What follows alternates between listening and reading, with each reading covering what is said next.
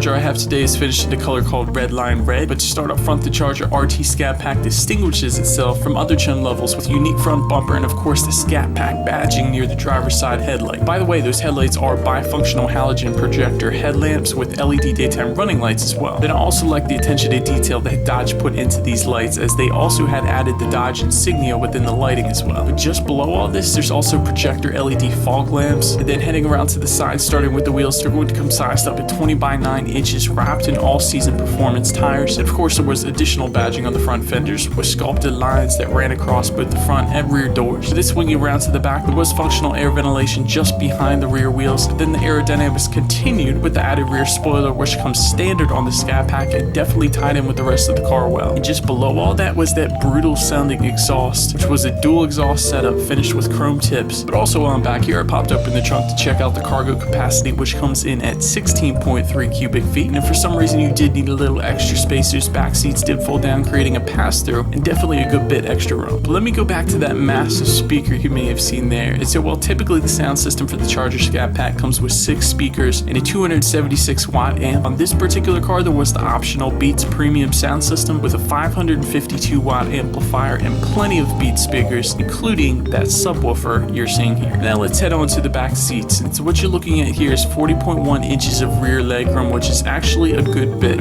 Then also I folded down the rear armrest and found a couple cup holders tucked away with some storage capabilities within the armrest, which is kind of nice. And then heading up front, and because I haven't mentioned it yet, those front seats did come with the Scat Pack emblem etched into the backrests. And again, thanks to the optional Alcantara leather combo, these seats were power adjustable with 4-way lumbar support and also ventilated up here as well. But now for the fun part, there's actually 2 ways to start up the Scat Pack. The first being to simply put your foot on the brake and press the engine start button, but then the second way is to simply take the key out of your pocket and press the remote start button twice, which of course allows you to turn on the car before actually getting into it. Then you can also turn it back off if you wanted by pressing that same button. But anyways, once started, the gauge needles will do a full sweep and you're immediately greeted with the Scat Pack logo as well. And between those gauges, that's going to be the digital speed and a good bit of other fun info as well. So to start, the first thing I found was the oil life remaining, which is definitely an awesome feature because the car will basically tell you when it's time to change your oil rather than you having to change it every 3,000 miles, even if it's not ready to be changed yet. And there was also battery voltage info, tire pressure monitoring, and a good bit more, including a ton of performance info, which have the capability of tracking things like your 0 to 60 times, 0 to 100 times, quarter mile times, some braking stats, a bunch of G-force info, then there was some lap information, and of course the top speed that you've hit in the Charger Scat Pack, which is definitely freaking awesome. So the next set of displays is the fuel economy stats, which obviously records what it says. Then there's normal trip information, which every car has. Then there's some audio information, messages if the car needs to tell you something, and lastly, screen setup options. But then for even more tech fun, just above the shifter and all those climate control settings was the 7-inch touchscreen display, where of course there's a good bit of audio settings, including the ability to pair your phone with the car to stream Pandora, and of course other media from your phone as well. Then also this is where you could activate launch control along with your personal drive mode setup. And so since this wasn't my car, I didn't do that, but you certainly can. Then of course I can't forget to mention that rear view camera, which as always leads me into safety. So to start, the Scat Pack does come standard with front, side, and side curtain airbags. Then also standard is rain brake support, ready alert braking, front and rear Brembo brakes, all-speed traction control, electronic stability control, hill start assist, rear child door locks, upper tether anchorages for child seats, and more. As far as the optional safety goes, there is a lane departure warning with lane keep assist available. But in the end, the attention to detail, I gotta say, I was definitely a fan of, with the soft touch finishes on the interior to all the aerodynamic cues on the exterior. And then of course, there's the amazing power of the Scat Pack.